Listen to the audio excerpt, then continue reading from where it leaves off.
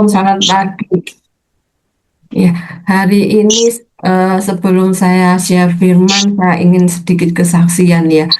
Karena ini dasar firman yang nanti saya ingin sampaikan. Jadi 2 minggu lalu ya, saya ke Israel. Waktu perjalanan dari Mesir menuju Yeru- masuk Israel, ya itu ada di rest area ya kalau di sini ya. Nah, pada saat itu semua penumpang bis turun. Saya juga nggak tahu kenapa rasanya nggak pingin turun, malas. Jadi di mobil cuma saya. Sopirnya tanya, Ibu mau stay atau turun? Kalau Ibu stay, saya nggak tutup bisnya. Iya, saya mau di sini aja. Jadi saya duduk di bis sendirian, nggak ada orang. Pada saat diem, tahu-tahu satu menoleh ke kanan, di situ ada mobil parkir.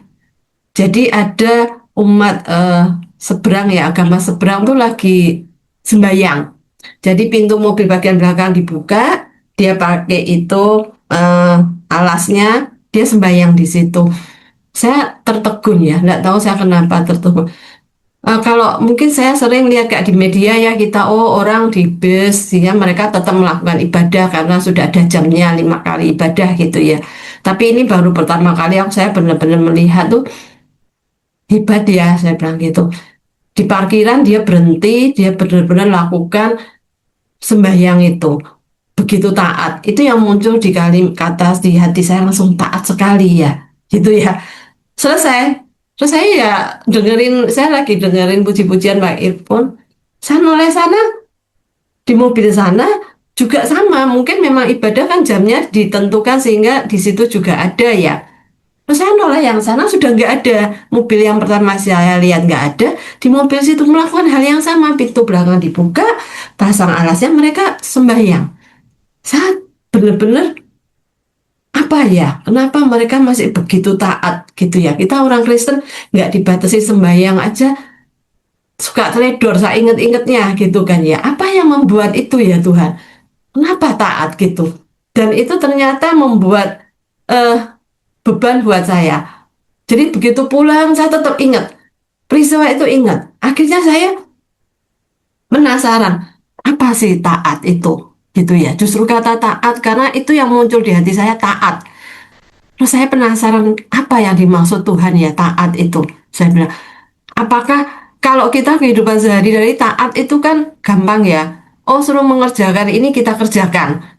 Oh jam ini sekolah nggak boleh terlambat kita taat nggak terlambat. Kita melakukan tapi tidak melihat hasilnya apa atau semaksimal apa. Yang penting kalau taat itu kesannya kita melakukan sesuai gitu ya, melakukan tindakan.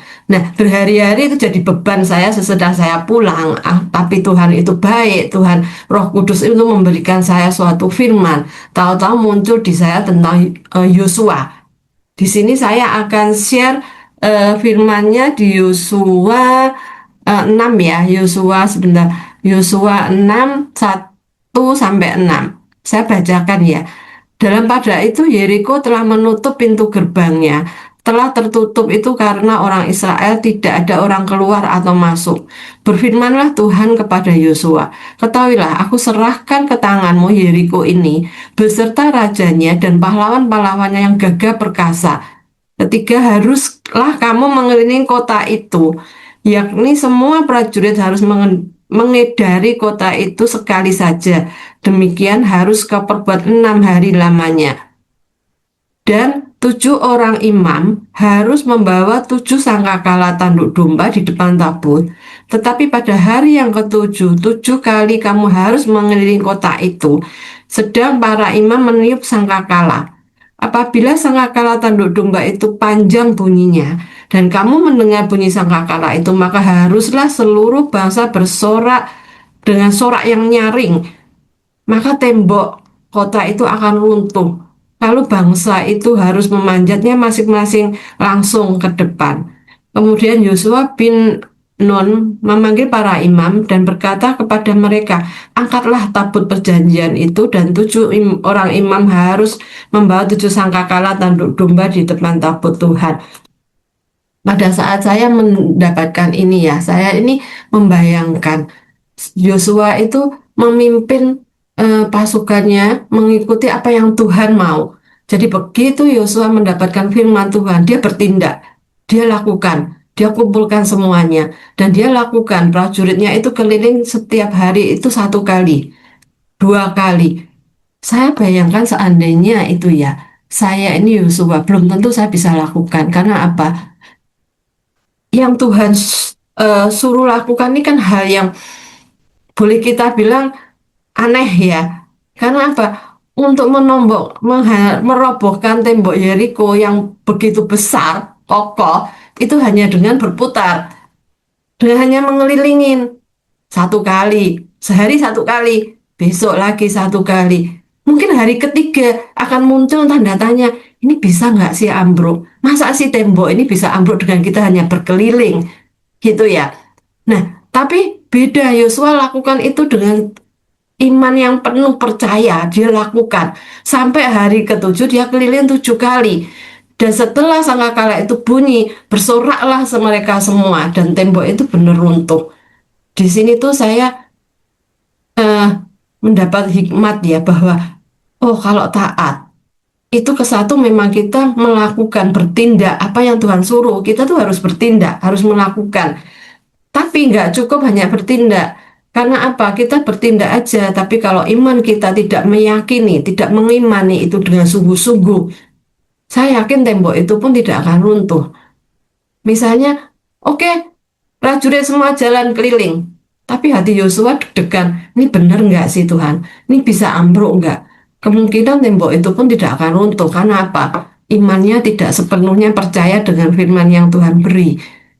Di sini akhirnya saya klik, oh, taat itu tidak hanya bertindak, bertindak plus iman. Iman kita harus meyakini bahwa itu terjadi. Dan pada sesudah sangkakala bunyi, Tuhan minta mereka bersorak-sorai. Kenapa loh? Temboknya belum runtuh kok sudah sorak-sorai. Nah, di sini Tuhan mengajarkan kita bersoraklah meskipun itu belum diterima, bersoraklah. Karena dengan kamu bersorak, berarti kamu yakin itu akan terjadi. Nah, di sini sangat memberikan hikmat buat saya bahwa kita harus meyakini, kita nggak bisa taat itu hanya, oh Tuhan suruh ini ya saya lakukan. Tapi hati, pikiran kita kemana-mana, bisa nggak ya? Bisa nggak ya? Masa sih mungkin? Nah, tidak ada iman sehingga apapun yang difirmankan itu tidak akan terjadi. Itu rema yang saya dapat ya mengenai taat. Dan saya dapat satu lagi firman yang bisa eh, menopang hikmat yang saya dapat tentang taat, yaitu mengenai kita buka di Hakim-Hakim, sebentar, di Hakim-Hakim pasal 4 ayat 6 sampai 9 saya bacakan. Itu tentang Deborah dan Barak. Pada waktu itu Deborah, seorang nabi ya, istri Lapidon, memerintah sebagai hakim orang Israel. Jadi Deborah itu sebagai hakim dan nabiah ya, dia banyak memberikan kayak konseling terhadap masyarakat yang ada di sekitarnya, sehingga Deborah itu terkenal sangat bijaksana. Ia duduk di bawah pohon korma, Deborah antara Ramah dan Betel di pegunungan Efraim, dan orang Israel menghadap dia untuk berhakim kepadanya. Dan dia menyuruh memanggil Barak bin Abinoam dari Kedes di daerah Naftali, lalu berkata kepadanya, bukankah Tuhan anak Israel memerintahkan demikian, majulah bergerak menuju Gunung Tabor dengan membawa 10.000 orang Bani Naftali dan Bani Sebulan bersama-sama dengan engkau, dan aku akan, Tuhan bilang ya, aku akan menggerakkan Sisera panglima tentara Yabin dengan kereta-keretanya dan pasukan-pasukannya menuju engkau ke sungai Kison, dan aku akan menyerahkan dia ke dalam tanganmu. Ya, jawab Barak kepada Deborah, jika engkau turun maju, aku pun maju. Tetapi jika engkau tidak turun maju, aku pun tidak maju. Nah, di sini Deborah mendapatkan firman dari Tuhan untuk bagaimana Israel bisa memenangkan terhadap Sisera yang sudah menguasai Israel. Sisera dengan dia punya 900 kereta besi menjajah Israel yang membuat rakyatnya itu selalu ketakutan. Nah, di sini Deborah mendapatkan firman bagaimana Israel akan mengalahkan Sisera. Sehingga Deborah memanggil jenderalnya yaitu Barak. Namun apa yang terjadi? Barak sendiri tidak yakin untuk berani perang. Bahkan dia bilang kepada Deborah, baik, aku turut. Hanya engkau, jika engkau turut maju, aku maju. Tetapi jika engkau tidak turut maju, aku pun tidak turut maju. Barak tidak mempunyai iman sekuat Deborah. Dan apa jawaban Deborah? Baik, aku turut. Hanya engkau tidak akan mendapatkan kehormatan dalam perjalanan yang engkau lakukan ini. Sebab Tuhan akan menyerahkan Sisera ke dalam tangan seorang perempuan. Lalu Deborah bangun berdiri dan pergi bersama-sama dengan Barak ke Kedes. Apa yang membuat Deborah berani maju untuk berperang? Dia bukan seorang prajurit. Dia juga bahkan jenderal, bukan ya, prajurit pun enggak, dia seorang hakim. Tapi dia berani maju perang. Kenapa? Dia pegang firman Tuhan. Dia taat terhadap apa yang sudah Tuhan firmankan terhadap Deborah. Nah, Deborah pun maju. Dan ternyata benar, pada saat peperangan pun, Barak masih dalam keraguan. Deborah bilang, bersiaplah sebab inilah harinya Tuhan menyerahkan Sisera ke dalam tanganmu. Bukankah Tuhan telah maju di depan engkau? Ya, jadi Deborah sangat meyakini karena ini firman dari Tuhan. Tuhan itu pasti membimbing. Tuhan ada di depan pada saat mereka berperang. Dan ternyata benar apa yang Tuhan firmankan terjadi. Kenapa? Satu, Deborah taat, melakukan tindakan, bergerak. Dan imannya sungguh kuat. Bahwa dia bilang, kalau Tuhan sudah berfirman, itu pasti terjadi. Dan iman itu yang mendukung semua tindakannya. Terjadilah apa yang Tuhan firmankan. Israel memenangkan peperangan itu. Nah, di sini lebih menguatkan saya ya bahwa taat itu tidak cukup hanya bertindak. Taat tidak cukup kita hanya melakukan, tapi harus dengan iman, yaitu satu kesatuan. Sehingga apa buahnya bila kita taat itu bertindak dan dengan iman? Buahnya apa? Apa yang Tuhan sudah janjikan itu pasti terjadi. Apa yang sudah Tuhan firmankan pasti terjadi. Mujizat itu pasti terjadi. Ya, karena Tuhan itu selalu memegang janji. Tuhan itu setia. Apa yang Tuhan sudah firmankan itu pasti terjadi. Tapi kita juga harus melakukan apa yang bagian kita. Kadang kita ya, saya tuh orangnya pemikir. Mau melakukan sesuatu tuh saya mikir panjang. Bahkan nanti bisa ndak ya ke sana. Kadang saya udah jalan pun di tengah jalan saya, waduh, ini rasanya nggak bisa, ini nggak bisa. Saya tuh orangnya seperti itu, peragu ya. Dan di sini firman ini, makanya saya ditegur sama Tuhan waktu itu tentang taat.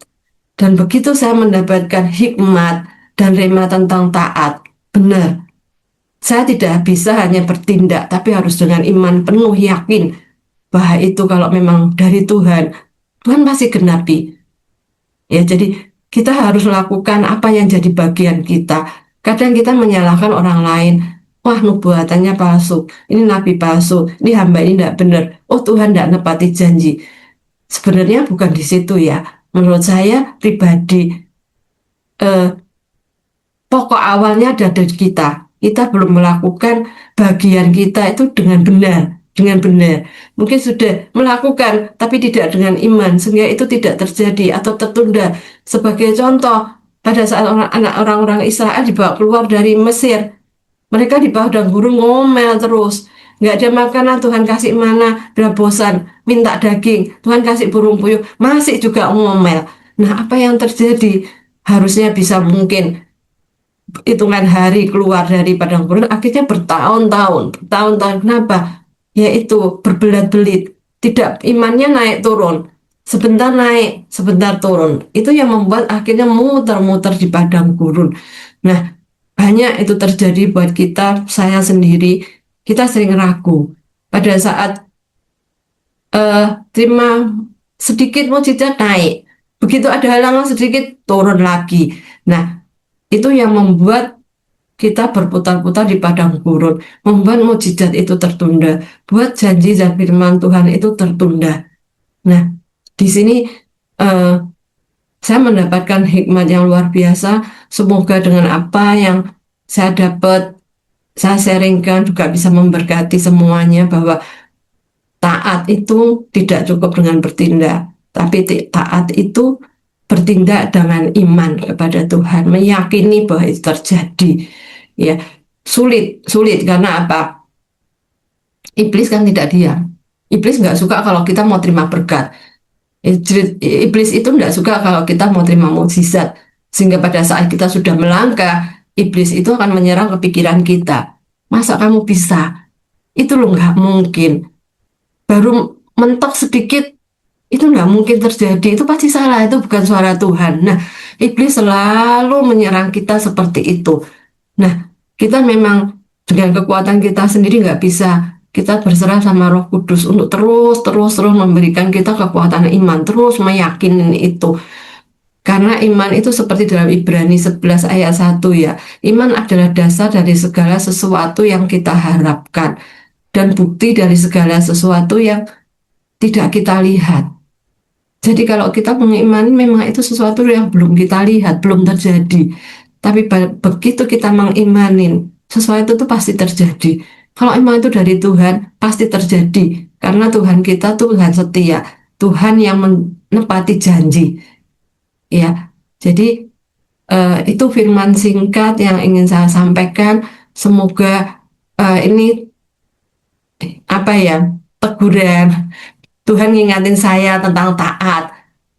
Dan puji Tuhan, Roh Kudus membimbing saya untuk saya mendapatkan firman yang membuat saya ngerti apa sih taat itu. Dan semoga sharing dari apa yang saya alami bisa menjadi berkat buat teman-teman semuanya. Terima kasih. Amin.